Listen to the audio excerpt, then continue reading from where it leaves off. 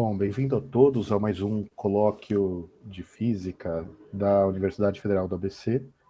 Hoje nós temos o prazer de receber André Carvalho.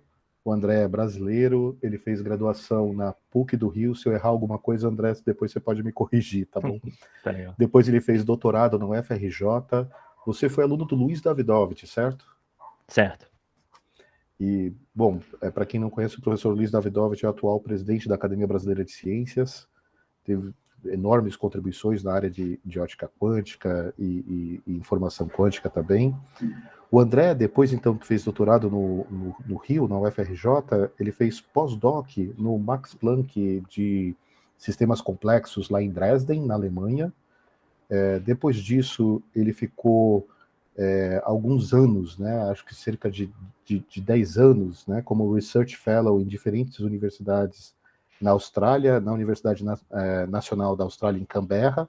Depois ele ficou mais alguns anos na Universidade Griffith, né, na Costa Dourada, né, deve ser um lugar interessante para surfar e tal.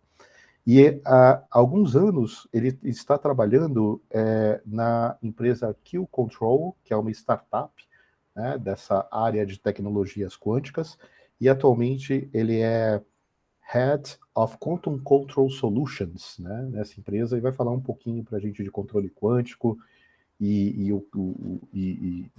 sobre, né, o trabalho de um físico numa startup de tecnologia. O André tem muitos trabalhos publicados em diferentes áreas ligadas à tecnologia quântica, que inclui estudo da decoerência e vários trabalhos sobre controle quântico e informação quântica, computação quântica e diferentes aspectos, né, dessas áreas. Bom, André, fica à vontade. Se quiser fazer alguma correção, adicionar alguma coisa, por favor, também fique à vontade. Obrigado por aceitar o convite, tá? Acordar super cedo nesse fuso horário. Nada que isso. Obrigado a vocês pelo convite. E estava tudo certinho aí na apresentação. Então, o que eu escolhi para falar hoje é um pouquinho dessa, justamente porque muita gente tem essa curiosidade de saber como é que é essa transição da academia para a indústria. Então, eu vou falar um pouquinho sobre isso e vou falar sobre, em particular, o que a companhia faz e como é que a gente atua nessa área que o Serra já estava falando, que está crescendo bastante, nessa área de tecnologias quânticas, inclusive a parte de computação quântica. E aí eu vou apresentar, na parte de física mesmo, os trabalhos que nós demonstramos de controle nos computadores da IBM. Então, vamos lá. Então, vou separar em 4 partes aqui. Primeiro, uma breve introdução dessa trajetória da academia para a indústria e falar um pouquinho da indústria em si, como é que eu vejo, como é que mudou a minha perspectiva depois de ter ido para a indústria. Depois, na segunda parte, vou falar sobre software para melhorar o hardware, que é basicamente a parte fundamental do que a gente faz na Q-Control. E depois eu vou dar um exemplo do controle quântico sendo efetuado nos computadores da IBM, como eu falei. Então, lá, isso aqui é o resumo do que o Serra falou em relação à trajetória, né? Eu fiz meu doutorado com o Luiz na UFRJ, na mesma época do Marcelo França Santos, que está na UFRJ agora. Também foi a mesma época que o Terra Cunha, que agora, se não me engano, está na Unicamp, estava fazendo lá na UFMG. E então fiz meu doutorado nessa área de ótica quântica, com pequenos toques assim na área de controle, mas nada muito focado nessa área. E aí depois eu fui para a Alemanha, fui para passar 1 ano na Alemanha, acabei ficando 3 no Max Planck, de física de sistemas complexos em Dresden. E lá eu comecei a trabalhar mais realmente nessa área de controle, muito na questão de emaranhamento e como você quantificar emaranhamento, e novamente ligado a essas questões de descoerência, bastante interessado em saber como é que eram essas questões do decaimento, como é que nós poderíamos proteger emaranhamento. E do Max Planck eu vim para a Austrália, também para ficar 3 anos e estou aqui na Austrália já vai fazer 16 anos que eu estou aqui na Austrália. Então, eu passei cerca de 11 anos na ANU, na Universidade Nacional aqui da Austrália, que é em Canberra. Depois fui para Griffith, que é aqui no nordeste de Queensland, como o Serra falou. Ela tem um campus em Brisbane, que vai receber as Olimpíadas de 2032, e também um campus na Gold Coast, que é onde eu estou.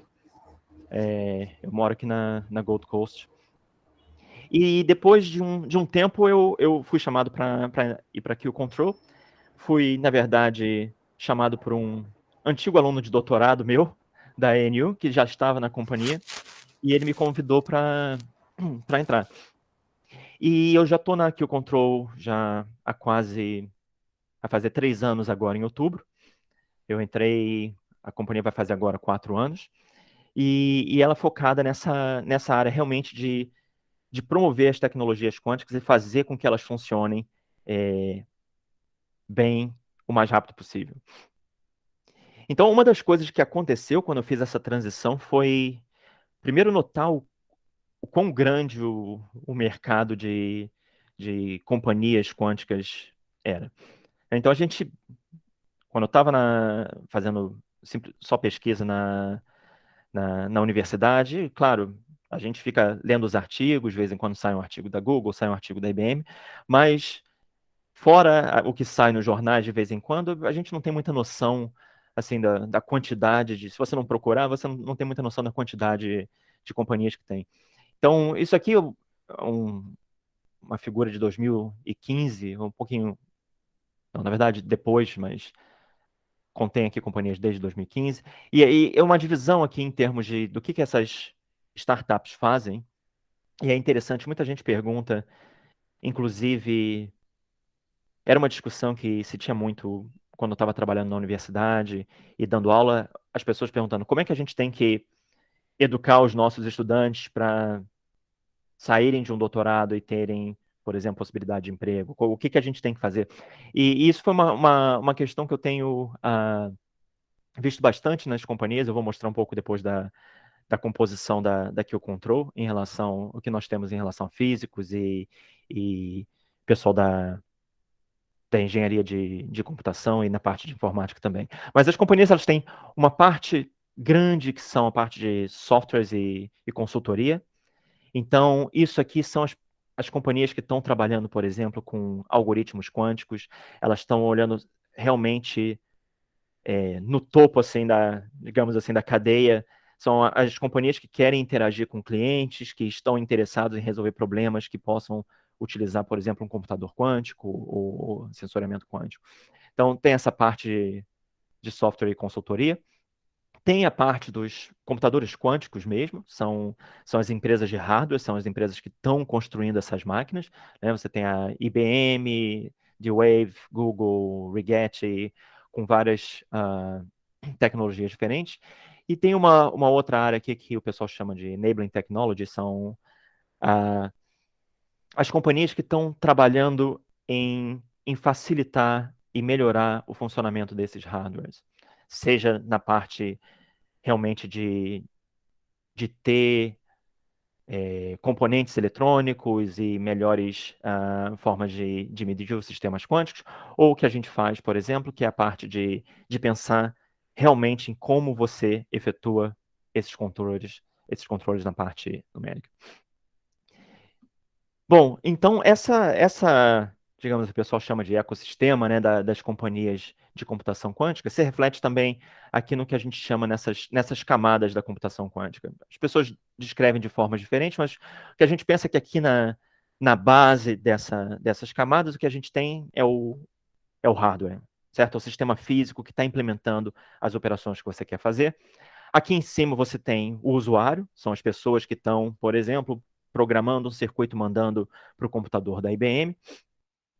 E aí nessas camadas você tem, né, vários tipos de soluções e software. Por exemplo, imagina que você esteja fazendo uma pesquisa, você escreve um algoritmo quântico para rodar na IBM, e quando você escreve aquilo, você não está muito interessado em quais são os qubits que a IBM vai usar, e talvez não esteja tão interessado em otimizar o circuito que você está escrevendo. Então, tem processos aqui, eu vou mencionar mais tarde, para você simplificar o seu circuito, adaptar o seu circuito para a máquina específica que você está analisando, que são coisas que a gente está lançando agora também. E tem a parte realmente que conversa com o hardware, que fala com a máquina, que é a parte que a gente tem uma atuação maior, que é a parte de caracterização do seu sistema físico, descrever o ruído, tentar entender qual é o hamiltoniano daquele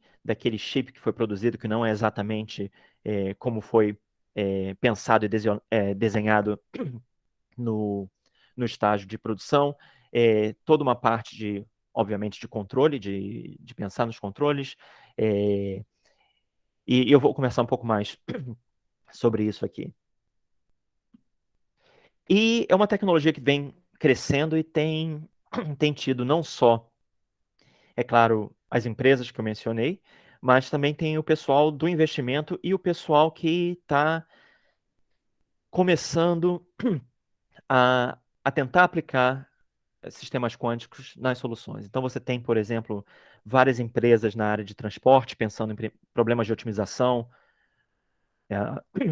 por exemplo, no Traveling Salesman Problem, no caso de otimização, você pensar em termos de procurar qual é a melhor rota para você mandar veículos ou para você fazer entregas e usando computadores quânticos. Você tem o pessoal de indústria farmacêutica tentando usar certos algoritmos quânticos para fazer, para entender melhor moléculas e várias outras aplicações. Então você tem esse pessoal, a princípio, claro, a grande pergunta é: eu consigo alguma vantagem agora? E a resposta em geral provavelmente é não. Mas são empresas que são grandes o suficiente para se preocupar em estar basicamente a par do que está acontecendo para poder, quando essas tecnologias deslancharem, eles estarem preparados para isso. Então, uma das coisas que me chamou a atenção foi quando eu ainda estava fazendo pesquisa na universidade e a IBM colocou os computadores quânticos dela na rede. Você poderia lá programar alguma coisa num sisteminha de 5 qubits. E hoje em dia eles têm 65 qubits numa máquina deles. Eles têm dezenas de chips que são disponíveis para as pessoas usarem, baseados em qubits supercondutores. Eles lançaram o mapa deles para os próximos chips, para os próximos anos, e eu fiquei bastante impressionado, porque eles têm 65 agora, e estão planejando mais de 1.000 num período de 2 anos. Isso é um aumento significativo que realmente modifica o tipo de problema que você consegue analisar. Então, aquele exemplo que eu estava falando de otimizações quânticas, você com sistemas pequenos de alguns poucos qubits, você só consegue fazer otimização de pequenos, digamos assim, uma estação central e 3 pontos que você tenha clientes que você queira pegar, se você pensar num sistema tipo Uber, por exemplo. E com 1021 você já começa a pensar em fazer coisas mais sérias. Você tem a Rigetti, que tem cerca de 30, estão planejando mais de 100 para esse ano. Vamos ver se eles vão entregar. E várias outras. Google, IonQ, que trabalha com Ions, Honeywell, a IQM, que é da Finlândia, eles trabalham eles estão com uma proposta um pouco diferente, baseada. Então, se você pensa na IBM, na Rigetti, são computadores quânticos universais, que você bota lá as suas portas lógicas e escreve seus algoritmos, e a IQM, ela está pensando em fazer algo híbrido com computador digital e analógico ao mesmo tempo. Mas o grande problema é que a performance dessas máquinas está muito abaixo do esperado. E isso é uma curiosidade que eu tenho, dado o quão bem ou mal, dependendo de como você quer encarar, essas máquinas hoje funcionam com poucos qubits.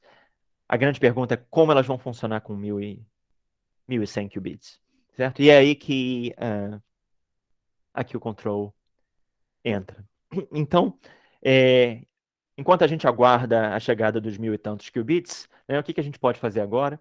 O que a gente tem são sistemas que a gente chama de NISQ, né, Noise Intermediate Scale Quantum Computing. Como eu já falei, me adiantei um pouco nessas aplicações em otimização, busca, química, materiais. E o grande desafio aqui é o N. É claro que também tem a questão do escalamento, mas como eu mostrei, as empresas estão bem otimistas em aumentar mais de uma ordem de magnitude, em uma ordem de magnitude, o tamanho dos computadores que a gente tem disponível agora. Então, o grande problema agora, e esse é o problema que a gente ataca aqui na Q-Control, é a questão do N ali, o noise, o ruído que nós temos nesses sistemas. Então, antes de eu falar um pouquinho mais do que a gente fala, do que a gente faz, apresentar um pouco aqui o Control, como eu falei, é uma empresa que está focada nessa questão de controle. Nós temos agora cerca de 50 pessoas, das quais metade, mais ou menos, é de físicos e pessoas que vieram da academia, têm um background ou de física ou de programação. No nosso caso, nós temos algumas pessoas que vieram da área de machine learning. E a outra metade da companhia é a parte que faz o serviço de informática, a parte de marketing, toda a parte de tecnologia voltada a como a gente tem o nosso software, que ele é desenvolvido para a nuvem, então as pessoas acessam via nuvem, então toda essa parte de infraestrutura é feita pelas pessoas da área de informática.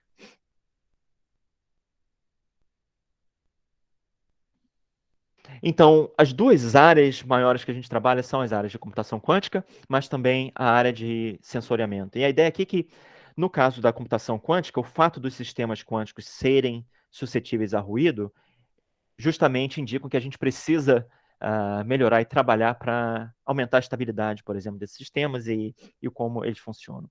Por outro lado, o fato desses sistemas serem sensíveis a ruído e ao ambiente ao redor é justamente o que facilita, por exemplo, essa parte de sensoriamento, porque o sistema quântico, sendo sensível a variações no ambiente, ele pode ser usado como detector. Então, a gente trabalha nessas duas grandes áreas assim de tecnologia quântica, e o que a gente faz, como é na parte de software, ela é independente do sistema físico que você está analisando. Então, voltando lá àquela figurinha que eu mostrei das camadas lá da computação, essa camada aqui é a camada que a gente trabalha com maior intensidade. E o que a gente faz o nosso produto se chama Boulder Opal, é o programa que faz toda a parte de desenho dos pulsos para realizar as portas lógicas, por exemplo, num computador quântico. Temos toda a parte de automação, caracterização de ruído e dos sistemas e a parte de testes e simulações. Então, como eu falei, a gente tem o software, as pessoas têm a licença para utilizar o software. Normalmente a gente trabalha muito em conjunto, por exemplo, a gente tem alguns clientes que são grupos de pesquisa, então que não têm muita experiência em controle quântico, mas eles têm problemas, por exemplo, no hardware que eles estão utilizando, eles querem fazer portas melhores, eles querem fazer coisas que poderiam utilizar controle quântico, então a gente senta com esses grupos, desenha, por exemplo, exemplos de como utilizar, de forma que eles possam usar no laboratório. Esse é um exemplo da Universidade de Chalmers, na Suécia, em que eles estavam fazendo um sistema de qubit supercondutor acoplado com uma cavidade. Eles estavam querendo produzir estados tipo gato de Schrödinger, e eles precisavam usar essa porta que é chamada de SNAP, essa Selective Number Dependent Phase Gate, e era uma porta que demora muito, e demora tanto que começa a levar o tempo por exemplo, do tempo de vida do qubit deles e da cavidade. Então, eles usaram as nossas soluções para ter uma porta, por exemplo, 8 vezes mais rápida para fazer os experimentos. Bom, então isso é o que a gente faz. Eu vou pro resto do colóquio, eu vou falar sobre um exemplo e falar um pouco da parte de controle, exemplificando o que a gente fez no computador da IBM. Então, o pessoal aqui da companhia brinca que eu sou físico teórico e o CEO aqui da companhia, ele é experimental na área de íons. Ele fica brincando que eu me tornei um experimental por rodar as coisas na IBM, né? Então, eu rodo aqui da Austrália, eu rodo as coisas na IBM e são experimentos, né? Eu não boto a mão para alinhar nada para colocar, mas no fundo a sensação realmente é que você está rodando experimentos, principalmente quando você está tentando controlar os qubits que estão aqui embaixo desse candelabro aqui, que é o computador quântico da IBM. Então, vamos lá, vamos pensar aqui nessas camadas que eu mencionei antes. Então, imagina que você seja o usuário e você escreve um circuitozinho aqui que você quer rodar no computador quântico da IBM. Você tem umas portas aqui, uma Hadamard de 1 qubit, control notch, etc.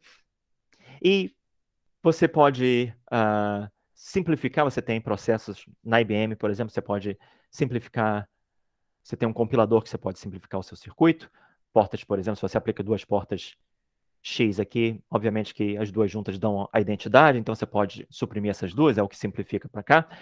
E tem um outro fator que, quando a pessoa escreve esses algoritmos, elas escrevem as portas lógicas que a gente está acostumado a pensar do ponto de vista lógico mesmo, mas no fundo, quando isso vai ser aplicado no computador, você vai ter um pulso de no caso da IBM, por exemplo, é um pulso de micro-ondas que está sendo aplicado no seu qubit para produzir aquela porta. Então, depois que passam por essas simplificações, você chega num circuito que é escrito em função das portas básicas que o computador da IBM faz. E no final das contas é isso aqui que esse circuito parece. Você tem pulsos, no caso aqui parecem gaussianas, para essa porta de 1 qubit. Esses D0, D1 e 1 são diferentes canais.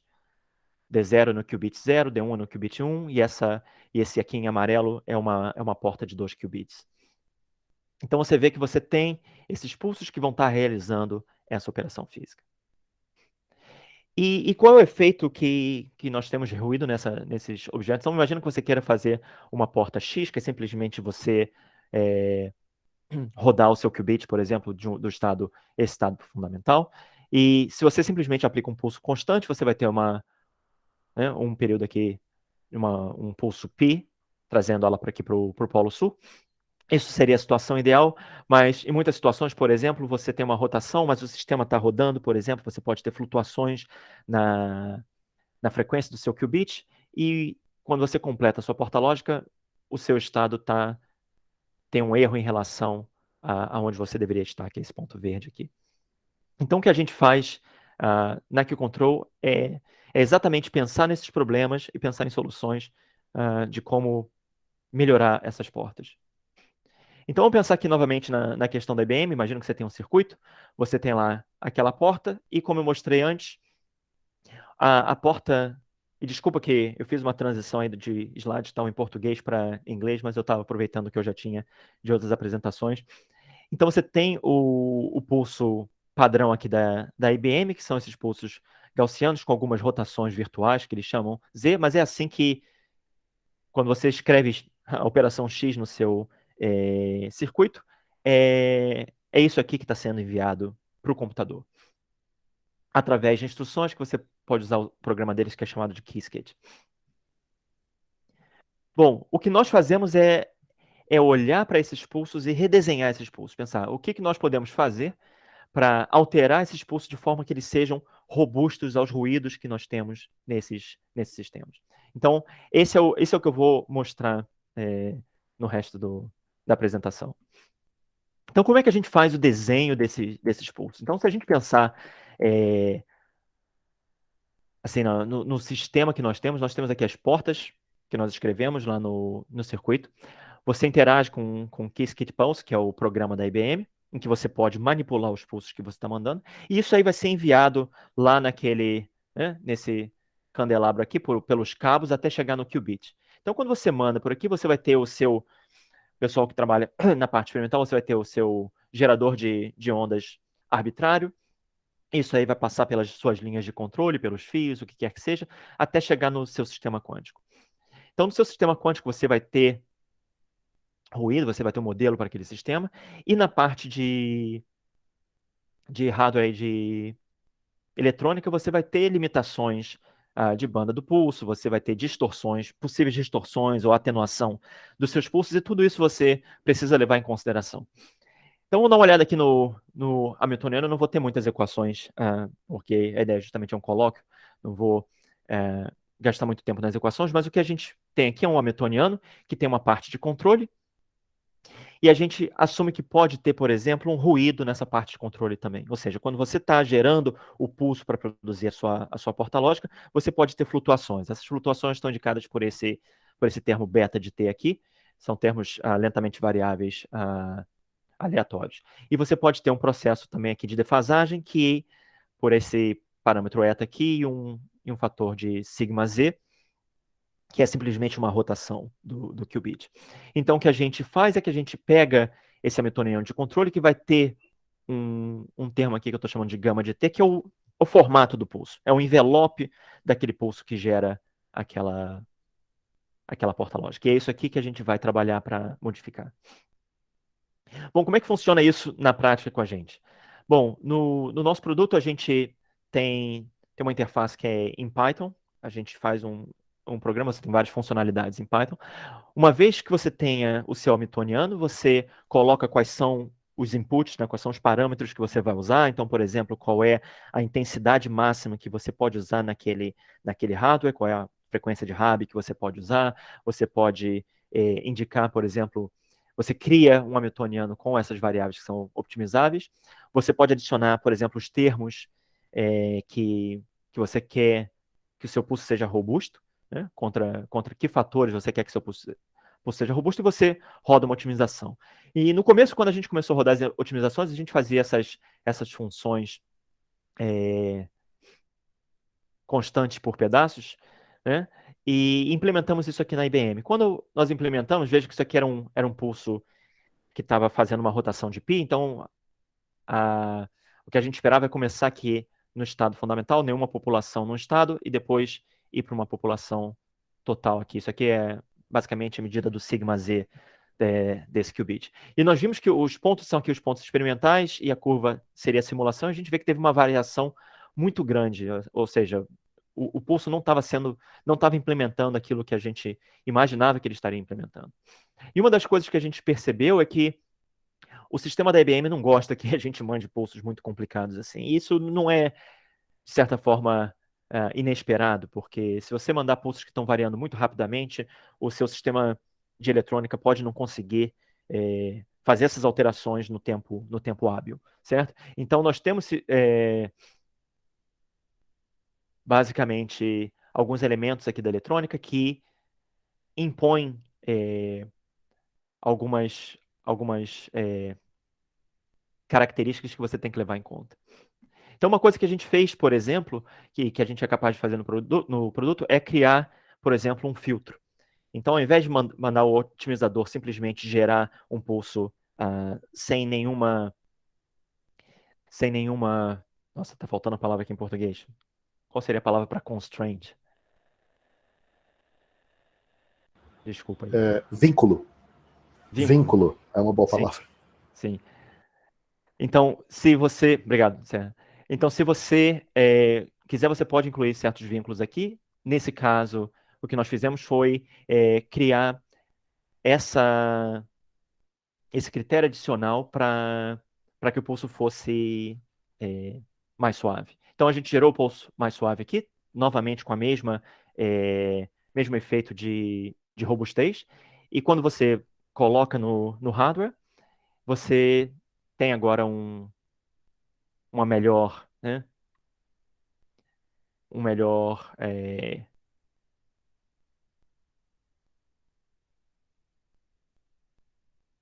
Novamente, eu estou lendo em inglês, as palavras estão vindo em inglês. Mas então, os experimentos e a teoria estão batendo aqui com mais fidelidade. É claro que não está 100%, mas existe o erro de medição nesses sistemas supercondutores são da ordem de 2 a 5%, dependendo da máquina que você usa lá na IBM. Então, existe um erro de medição aqui significativo.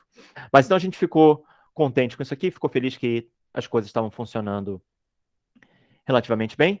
E o que a gente percebeu é que, na verdade, a gente pode usar isso de uma forma até melhor, porque se você sabe, no nosso caso a gente não sabia nada, pra gente o computador da IBM é uma caixa preta basicamente. A gente coloca as coisas no programinha do Qiskit, manda para lá, as coisas são executadas e a gente pega as medidas. A gente não tem nenhuma informação a respeito do que está acontecendo com o pulso quando a gente manda para o Qubit.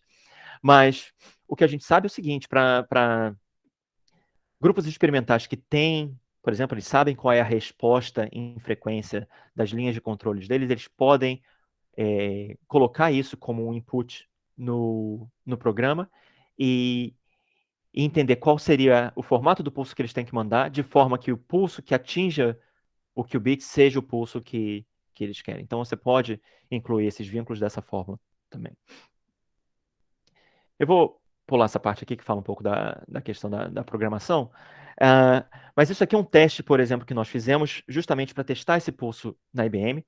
O que a gente tem aqui nesse gráfico, que a gente pode pensar aqui é o seguinte, quanto mais perto aqui do zero, melhor, seria como se fosse a infidelidade dessa porta lógica. E o que eu tenho no eixo X aqui é a dissintonia do qubit.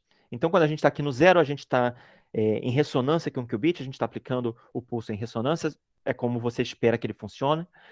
Então, a curva aqui em preto é o pulso original da IBM, e esse pulso aqui em roxo é o nosso pulso. Então, o que a gente vê é que para zero de sintonia, ou seja, quando a gente está em ressonância, os dois funcionam basicamente igualmente bem, esses dois pulsos. Mas se nós tivermos alguma variação na dissintonia do qubit, que é uma coisa que nós observamos, por exemplo, no pulso da IBM, o pulso deles começa a perder fidelidade, enquanto que o nosso continua próximo de zero numa região grande. Então, toda essa região aqui, basicamente, sem alteração, em que a gente tem esse platô aqui, é uma região de robustez. Essa região é a região onde o nosso pulso aceita que haja variações na dissintonia do qubit e ainda assim a porta lógica é implementada como você desejaria. Então essa é uma amostra, isso aqui, esses pontos são pontos experimentais no computador da IBM que a gente demonstrou recentemente. Para ir um pouco além disso, porque isso aqui é um pouco artificial, né? A gente está pegando e a gente está tirando o qubit da ressonância e está analisando, né, basicamente na mão, adicionando esse termo. E o que a gente fez foi fazer outros experimentos em que a gente quer analisar qual é o ruído que tem realmente no computador. Então, o que a gente fez foi o seguinte, a gente pegou aquele pulso e aplicou o pulso repetidamente. Então, esses pontos, esse eixo horizontal aqui são o número de repetições do meu pulso. E fazendo a repetição do pulso, a gente vê qual é o efeito na fidelidade da porta. Então, você vê que à medida que você vai aplicando o pulso da IBM mais e mais vezes, a fidelidade vai caindo. E a gente faz um fitting dessa curva aqui, e você vê que você tem duas fontes de erro aí. Uma parte que é essa parte de um erro de rotação, que daria algo do tipo um cosseno. É basicamente uma calibração errada da sua porta. Ao invés de você fazer um pulso π na rotação, você faz π mais um epsilon. Então, esse é esse tipo de erro que está acontecendo aqui. E, além disso, claramente você tem o decaimento do qubit, que tem um fator exponencial. E o que a gente vê é que os pulsos que nós desenvolvemos para robustez, eles basicamente seguem uma linha reta aqui, seguindo a linha do tempo de vida daquele qubit, ou seja, do decaimento que realmente você não tem como lutar contra ele. Mas você tem toda essa região, toda essa área aqui em que a gente está ganhando em relação à fidelidade. E isso aqui acontece em todos os qubits de diferentes formas. Você vê que os qubits da IBM eles têm qualidades diferentes. Você vê isso com as portas lógicas deles. Por exemplo, o qubit 2 aqui parece ser muito pior do que o qubit 3 nesse caso, a mesma coisa com o qubit 4. Então, o que a gente vê aqui é que, para os diferentes qubits, os pulsos que a gente desenhou, eles mantêm o erro baixo e também com uma variabilidade menor, enquanto que na IBM você vê uma variabilidade bem grande de um qubit para o outro. Isso aí a gente apresentou num artigo que está aqui está a referência no arquivo, no archive. Isso aqui é um plot aqui em duas dimensões, basicamente para pegar dois fatores importantes aqui. Então, o que eu tenho plotado aqui em termos de cores é aquele erro, esse erro aqui que a gente está calculando. É o erro efetivo que é dado pela combinação desses dois erros. Tá? Então, nós temos esse erro efetivo. Então, o escuro significa menor erro, o claro aqui no amarelo seria mais erro. E nós fizemos isso para os diferentes qubits nesse chip. Esse chip aqui tem 5 qubits, então nós fizemos nos 5 qubits. E o que nós fizemos foi que nós calibramos as nossas portas, foi numa segunda-feira, e eu rodei esses programas durante a semana inteira. Então, esses são os diferentes dias que eu rodei esses pulsos. No caso isso aqui são os resultados da IBM, e eu fui aplicando, fiz os experimentos em cada qubit individualmente, e você vê que na IBM, primeiro, você vê variação de qubit para qubit, você vê essa variação de cores, mas você também vê variação de dia para dia. Isso significa variações na estabilidade do sistema lá.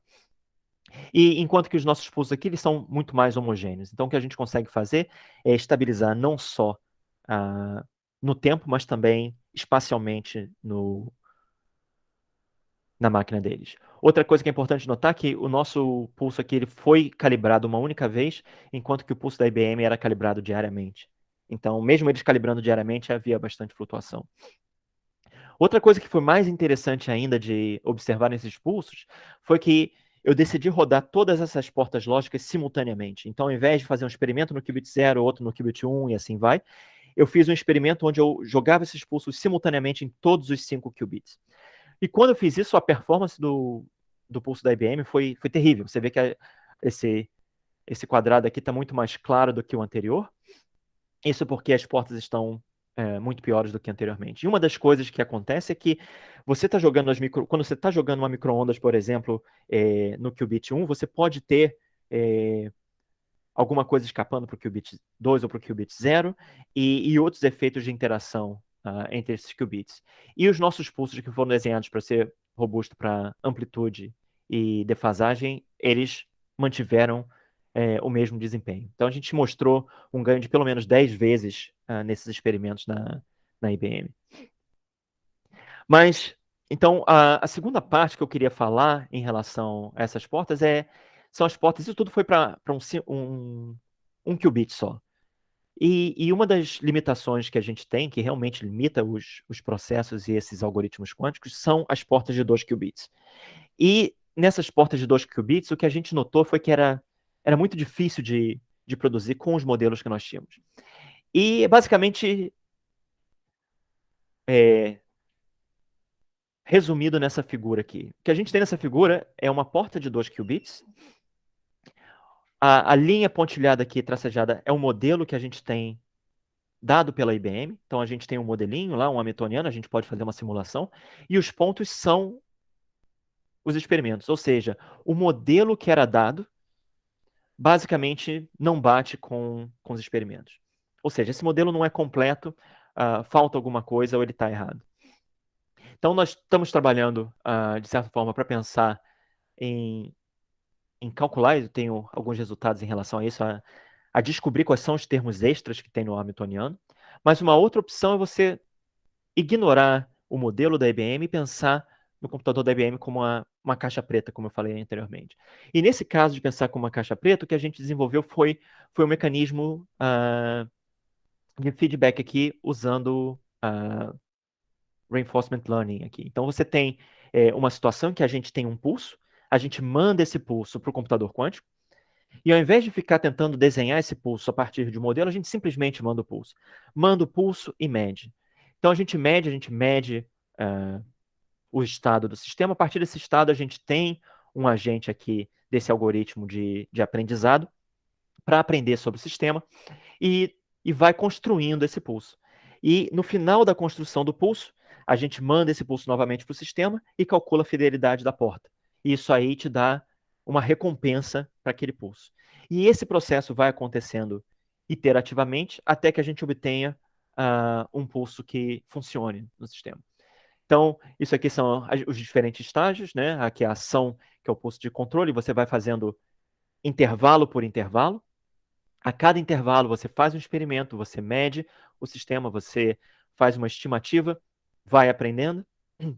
No final, como eu falei, você mede a sua fidelidade, essa fidelidade vai dar uma recompensa e você acha o pulso.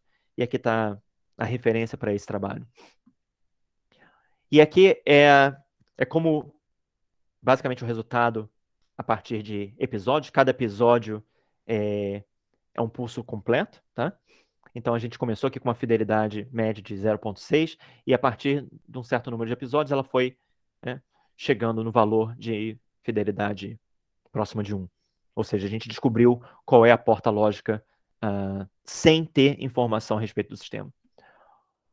O interessante disso aqui, bom, isso aqui é a comparação em termos de infidelidade com um pulso da IBM, que é esse aí em preto, e o pulso em roxo aqui seriam os nossos. Novamente, repetindo as portas lógicas, você vê que a gente tem um ganho aqui em fidelidade.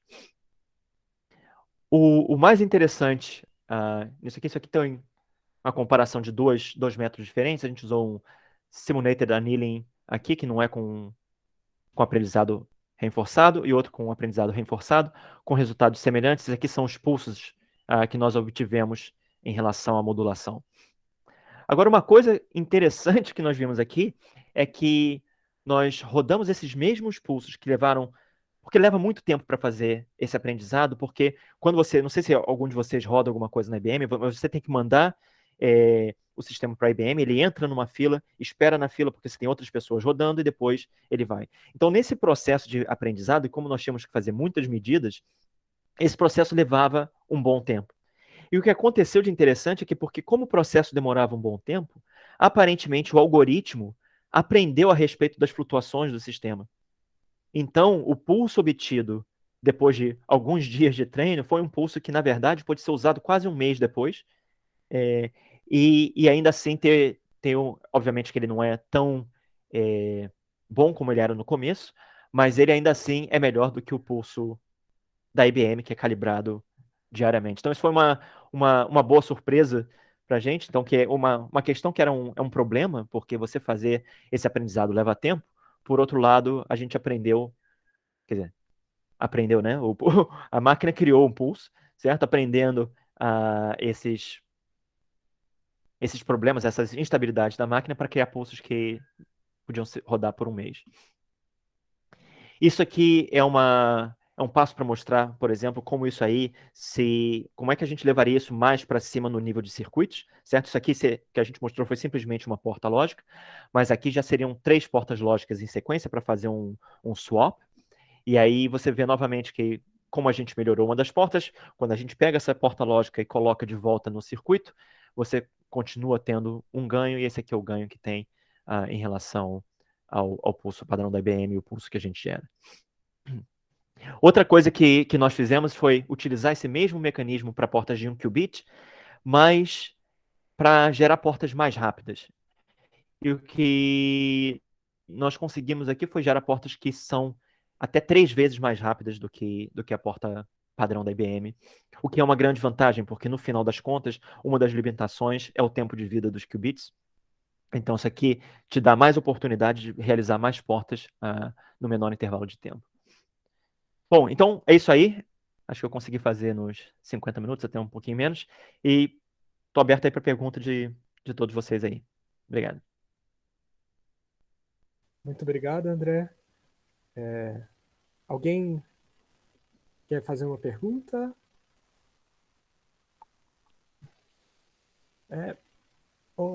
André, eu tenho uma. Eu vou abrir para o Serra primeiro, então. Vai, Serra. Eu também ia deixar o pessoal falar também antes. Na verdade, eu tenho várias, né? Eu vou fazer algumas e depois eu faço outras. Muito legal, obrigado pelo seminário, muito, muito interessante. E, quer dizer, qualquer experimento que a gente faz, né, envolvendo um sistema quântico, a gente sempre tem essa questão de melhorar o controle para tentar melhorar a fidelidade e tal, né? E aí uma questão, por exemplo, com a qual eu já me deparei, né, é que quando o problema de otimização, normalmente, quando você vai crescendo o tamanho do seu sistema, você vai aumentando o tamanho, o número de qubits, né, ele começa a ficar mais custoso do ponto de vista de processamento clássico, né? E aí você poderia comentar um pouquinho o software de vocês, por exemplo, para otimizar esses pulsos, sem usar o processo de feedback. O processo de feedback, sim, vai depender do tempo de medida e tudo mais, né? Dos tempos que você demora para fazer essas otimizações, tipo, como é que ele escala com o número de qubits, né? O escalamento com o número de qubits é realmente um problema, né? Mas por isso que uma das coisas que digamos assim, se você for pensar nos computadores quânticos universais, tipo IBM, você não tem, na verdade, muita opção, porque você tem alguns canais que você pode fazer. Você até poderia fazer, por exemplo, pensar em portas de 3 qubits diretamente ou 4 qubits, a gente poderia fazer isso. Para você otimizar uma porta dessas de 2 qubits com modelo é uma questão de segundos.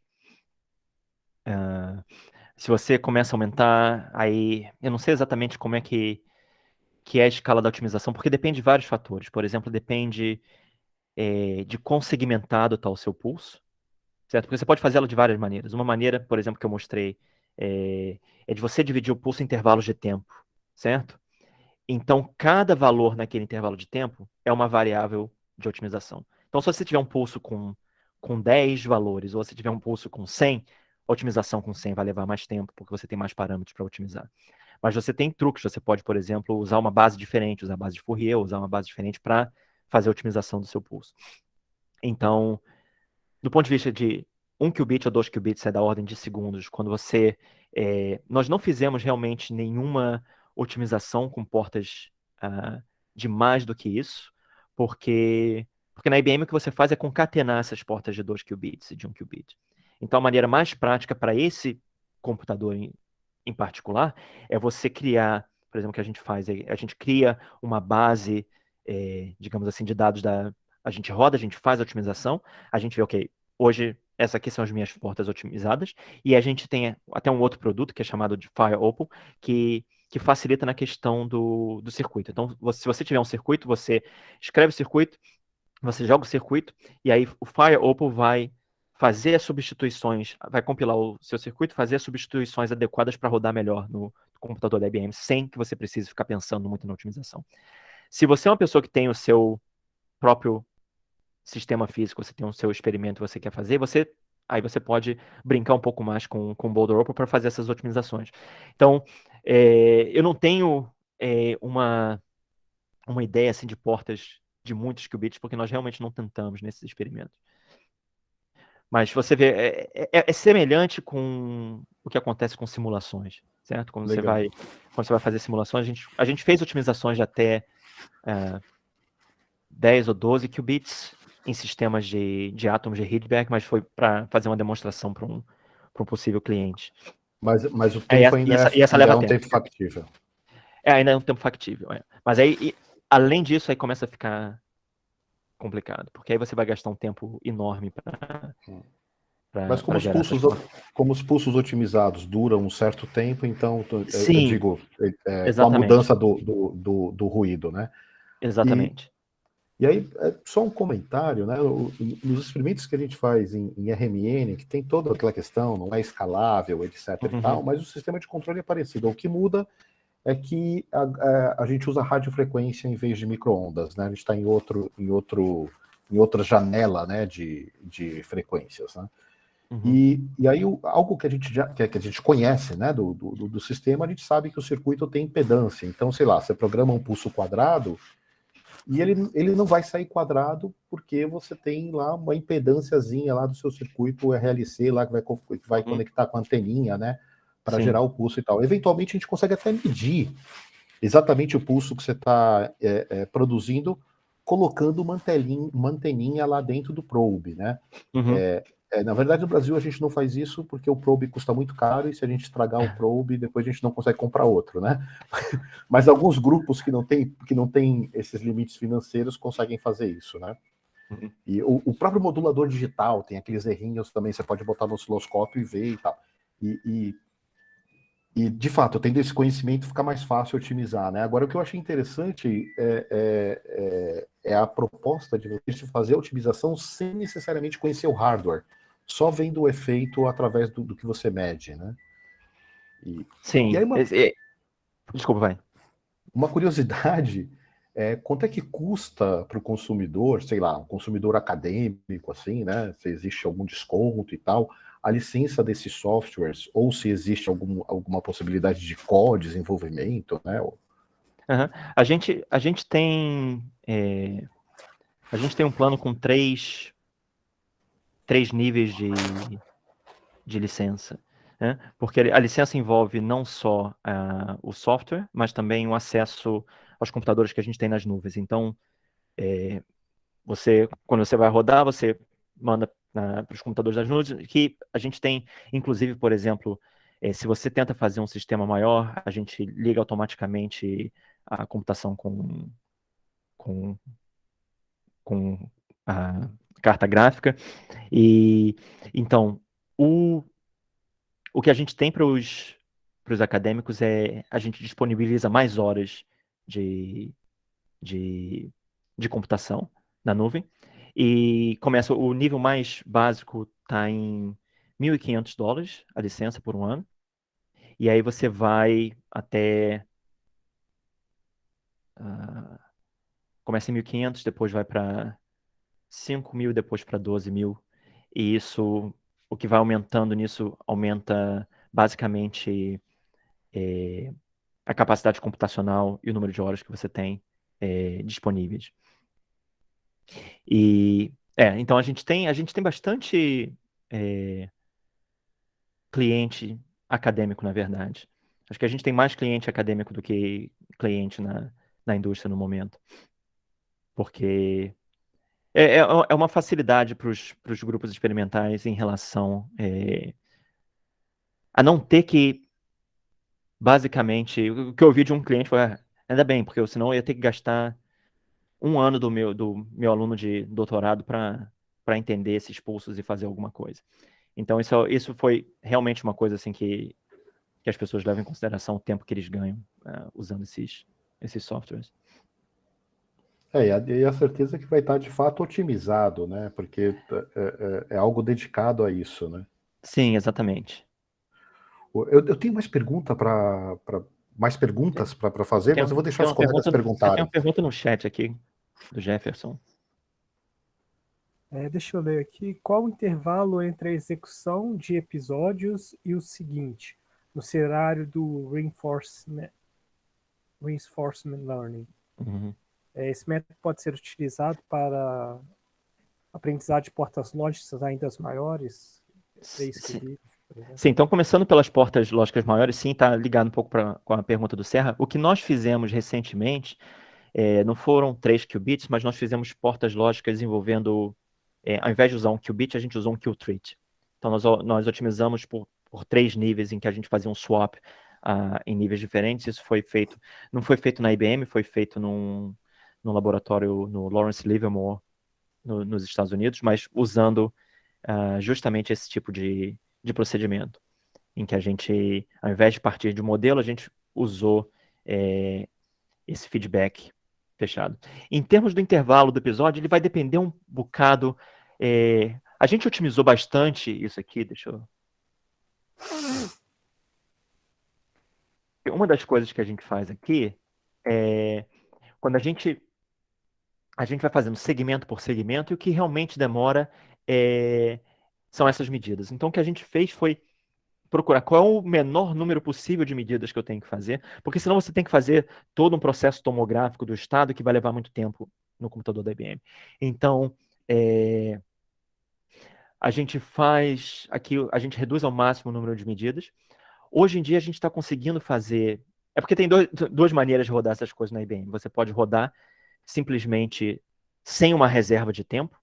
E aí, se você fizer sem a reserva de tempo, foi como nós fizemos no começo, demora muito tempo porque você tem que competir pela máquina com outros usuários. E aí, acho que não faz nem muito sentido eu te dar informação de tempo, porque depende de quantas pessoas estão na minha frente na fila. Mas quando a gente reserva o tempo, então a máquina fica dedicada para a gente consegue fazer isso, todo o processo de calibração da porta entre meia hora e 1 hora. Então, uma coisa que é bem razoável, dependendo da porta que você está fazendo. E O número de isso já repetições que você precisa fazer é da ordem de milhares, certo? Sim, isso, por exemplo, aqui demorou 2.000 episódios para chegar aqui no. Então, os episódios, na verdade, não demoram muito. Cada Ah, pulso desse aqui, o que demora realmente mais é toda vez que você manda um pulso novo, você manda um job lá para o computador da IBM, ele é verificado, ele é mandado para a máquina, então tudo isso aqui leva tempo. é a fila de execuções, né? Você tem a fila de execuções e o tempo mesmo mesmo que você tenha reservado 1 hora para você fazer os seus experimentos, ainda assim, toda vez que você chama a máquina, você tem uma latênciazinha lá, você tem uma diferença de tempo do que se você tivesse ali do lado do computador sem precisar ir pela. Porque tudo vai pela nuvem, né? Então você tem o tempo de fazer a chamada, o que está saindo aqui do meu computador da Austrália está indo para lá, então você tem sempre um pouquinho de latência do que se você estivesse fazendo, por exemplo. E a gente viu essa diferença quando o pessoal fez no Lawrence Livermore, como as coisas foram rodadas lá no computador deles, então era mais rápido. André, só falando também, o Jefferson falou obrigado pela ótima fala aí. Obrigado. Uma pergunta minha é: você faz a otimização de uma porta lógica, e aí você tem algumas portas lógicas, vamos dizer, semelhantes, dada a estrutura da máquina. O quanto você consegue usar uma otimização, né, depois do reinforcement learning, de um gate para outro gate? Sim. Existe isso para você diminuir o tempo de... Sim, na verdade, isso é uma coisa que a IBM usa nas portas bit dela. Se você for ver aqui, na porta de 1 qubit, você pode ter qualquer rotação, certo? A única coisa que eles calibram é uma rotação de π/2. Por quê? Porque com essa rotação de π/2, se eles concatenarem isso com essas rotações em Z, você pode produzir qualquer ângulo de rotação. Então, por exemplo, no caso da IBM, se você estiver pensando em portas de 1 qubit, você não precisa, se você tiver um circuito, por exemplo, que você tem hoje em dia você tem esses algoritmos variacionais que você tem que variar o ângulo de rotação de portas de 1 qubit.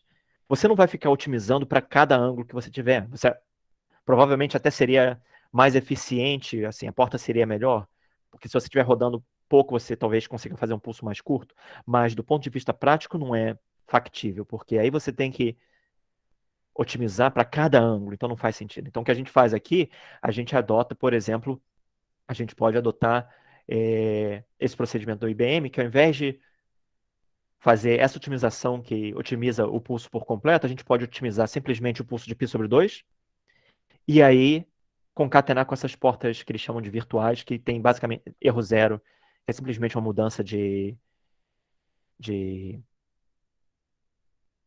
fase aqui de interação nesse caso. Então, nesse caso, que eu estou basicamente, o resumo é que com uma porta de π/2 de 1 qubit, você constrói qualquer rotação de 1 qubit. Então, você só precisa otimizar uma. E você pode fazer uma coisa semelhante em relação, por exemplo, a uma porta CNOT. Você vai ter um swap, se você quiser fazer o swap, você vai concatenar 3 CNOTs. Então, você só precisa otimizar uma CNOT para você concatenar. Por outro lado, se você tiver um circuito que tenha certas estruturas que você sabe, por exemplo, que vai se repetir, talvez valha a pena você otimizar aquela estrutura, porque você sabe que ela vai se repetir. Então, isso também é uma possibilidade. Então, se você sabe que, por exemplo, se você tem swaps, e esses swaps se repetem várias vezes, ao invés de otimizar CNOT e colocá-la 3 vezes, você pode otimizar o swap de uma vez só. E aí reutilizar. É claro que quanto mais blocos e portas lógicas que você tiver que otimizar, mais você vai gastar tempo no preparo. Mas isso é uma coisa que a gente tem trabalhado nesse novo produto que é o Firewall, porque é justamente trabalhar no nível de circuito para facilitar para as pessoas. A gente vê que muita gente, o pessoal que gosta de trabalhar com hardware se interessa pelos pulsos, mas o pessoal que está mais interessado realmente nos algoritmos, eles querem simplesmente uma coisa que funcione. Então, isso é uma coisa que a gente está fazendo internamente, é pensar qual é a melhor maneira de você otimizar e compilar para gerar os melhores pulsos, mas que ao mesmo tempo seja factível para você gerar todas essas otimizações. Ah, legal. E aí você tocou numa outra coisa que eu queria perguntar, é que dado a estrutura, né, do computador, porque você falou aí que você vai otimizar uma porta controlada, né? Então, quando você está envolvendo 2 qubits, faz alguma diferença muito relevante nesses computadores, o posicionamento deles no... Pois é, vai fazer. Nos compiladores que eles têm, eles já tentam fazer isso de uma forma mais esperta, assim, né? Porque se você mandar o computador da IBM, se você pega, por exemplo, esse computador que eu estava usando para esses resultados, ele tem 5 qubits e eles são. Tentando lembrar como é que eles são. Eles são numa forma de T, assim, você tem o 0, 1 e 2 numa linha, e depois o 3 e 4 embaixo. Então você tem. O 1 está conectado com o 0, com o 2 e com o 3. O 3 só está conectado com o 4. Então, se você quiser, por exemplo, se você pedir para fazer uma porta CNOT entre o qubit 0 e o qubit 4, você está lascado, né? Porque para fazer. O 0 e o 4 não estão conectados. Eles vão ter que ser conectados com 1, depois com 3 e com 4. Você tem que fazer o swap 2 vezes para fazer um CNOT entre o 0 e o 4. Obviamente que, a não ser que você tenha uma razão muito grande para usar o qubit 4, né? Você deveria fazer simplesmente a CNOT entre o qubit 0 e 1, porque eles estão ligados diretamente.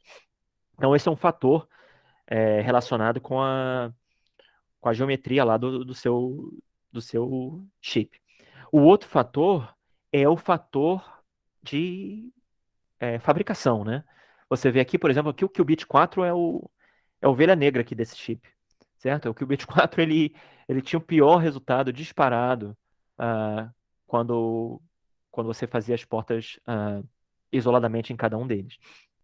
Isso eles sabiam e não é uma coisa que eles conseguiam corrigir. Com esses pulsos a gente conseguia fazer, dar uma homogeneizada na parte espacial. Então essa parte é uma parte que é difícil de saber. Você pode ser que tenha um defeito ali no chip mais próximo do qubit 4 que esteja influenciando naquele qubit. E isso é uma coisa que só com um pouco de experiência no chip é que você vai saber. Ah, tá, entendi. Então, você, você como usuário aprender quais são os mecanismos, a forma melhor de usar os qubits que estão disponíveis, né? Pois é, e o que acontece é que muitas vezes isso não é feito, na verdade, pelo usuário. Porque o usuário está escrevendo ali o, o circuito, e a IBM vai ver. Se ele quiser fazer um circuito entre o qubit 1 e o 4 aqui, ele vai falar, por que você está usando o 1 e o 4? Porque o 1 e o 4 não estão conectados. Então pode ser que o que você esteja chamando de 1 e 4, a IBM internamente vai botar eles juntos para fazer melhor. Mas você tem opções. Quando você manda um circuito para a IBM, você tem opções quando você faz a compilação. Você pode falar, não, eu não quero. Eu quero, por exemplo, você pode falar, eu quero que eu tenha a porta X. Se eu tenho aqui a porta X e depois a X de novo, se você mandar ele compilar, ele vai botar X com X junto e vai dizer, isso é identidade, então não vou fazer nada. Mas você pode forçar o computador a fazer aquilo, você pode botar uma barreira. Então tem várias maneiras de você usar. É claro que se você corre o risco de fazer uma coisa muito, muito menos eficiente do que se você se você usar um compilador que leve essas coisas em consideração. Entendi. E esses compiladores é o próprio pacote da Qiskit que a IBM disponibilizou. Eles têm os próprios compiladores e tem companhias que fazem os próprios compiladores também para diferentes plataformas. E isso é uma No coisa que a ca- gente está investigando também agora, porque como a gente tem portas diferentes, às vezes pode ser que a compilação deveria levar em consideração isso, que de repente, por exemplo, se eu sei que é, eu sei, por exemplo, que a minha porta otimizada é melhor do que fazendo o swap é melhor do que a porta deles, Eu posso levar isso em consideração e fazer a substituição e usar um swap usando as nossas portas. Ou levar em consideração que, por exemplo, a C-Notch entre o qubit 1 e 2 é melhor do que a C-Notch entre o qubit 2 e 3, por exemplo. Então, você pode reorganizar, né, o mapeamento do seu circuito lógico, levando em consideração, por exemplo, que um qubit tem um tempo de vida diferente do outro, ou tem, né, o T2 diferente do outro. Então, essas informações, algumas dessas informações são públicas na IBM, outras não são. Ah, tá. Entendi. Obrigado. Mais alguma pergunta? Eu tenho mais algumas, se ninguém quiser perguntar, mas... Bom, André, você falou sobre o modelo de ruído lá da IBM, né, que ele não bate exatamente com a expectativa, com o que você mede de fato, né? Uhum. E vocês fizeram alguma tentativa de aprendizado desse ruído? Por exemplo, tem algumas propostas aí utilizando aprendizado de máquina para você tentar descrever uma equação mestra efetiva, ou simplesmente aprender o ruído, né? Sim, nós fizemos isso e, na verdade, o que a gente está aprendendo não é nem o ruído, ele é mais o hamiltoniano mesmo. Porque você pode aprender o hamiltoniano e o ruído. Exatamente, porque o que acontece é que há termos que faltam No naquele hamiltoniano, da parte unitária mesmo. na parte unitária. Por exemplo, existe uma coisa que eles chamam de crosstalk, que o que acontece é o seguinte, quando eles fazem a porta lógica dele, deixa eu ver se eu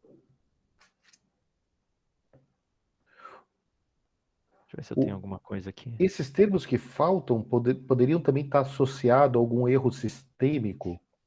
Não, basicamente a porta lógica que eles têm é uma porta lógica que ela...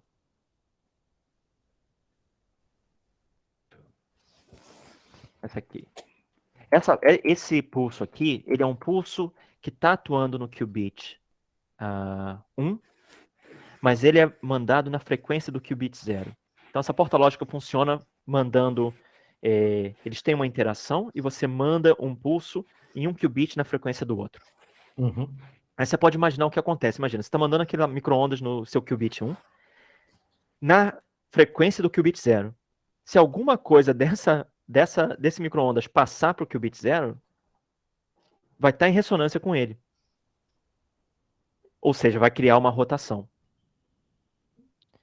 Isso que eles chamam de crosstalk. Então, esse termo, por exemplo, é um termo que nós já identificamos que tem.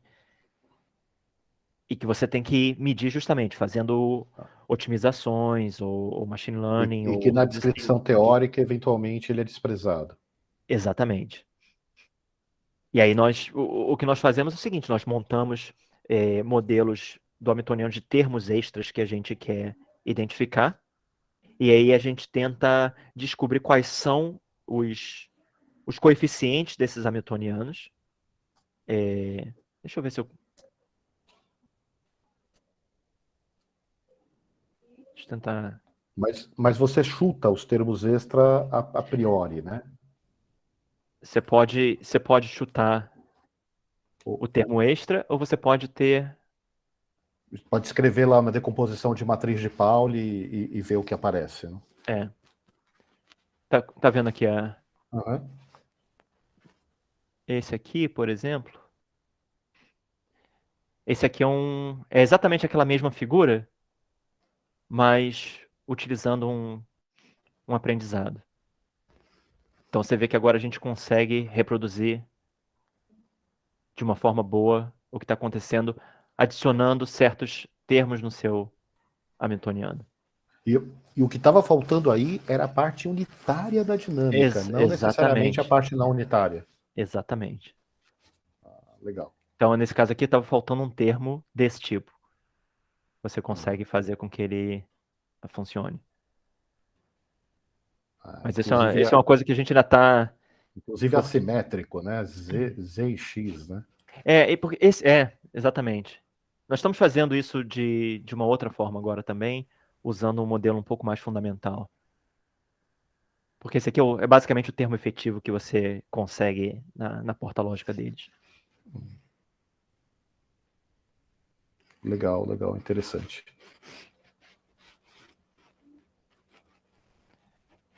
Mais alguma pergunta? Se não, eu vou agradecer o André novamente. Muito obrigado De nada. pelo colóquio. E tudo de bom para vocês, pessoal. Aí lembrando que esse é o último colóquio desse quadrimestre. E aí a gente volta em setembro. Tchau, pessoal. Obrigado, gente. Até logo. Obrigado novamente, André. Até mais.